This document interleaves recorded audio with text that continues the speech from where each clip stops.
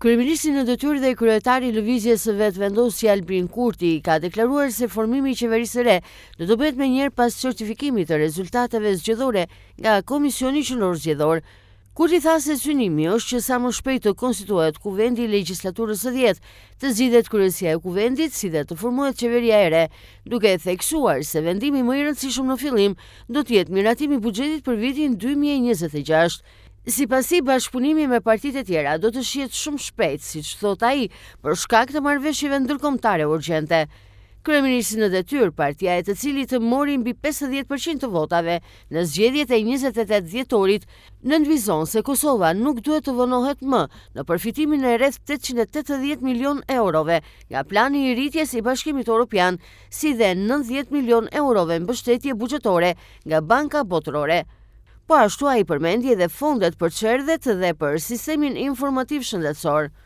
Sa i përket bashkëqeverisjes, Kurti thot se prioritet do t'u jepet partive politike të komuniteteve jo shumicë, jo serbe, me të cilat ka patur bashkëpunim edhe në legjislaturat e kaluara.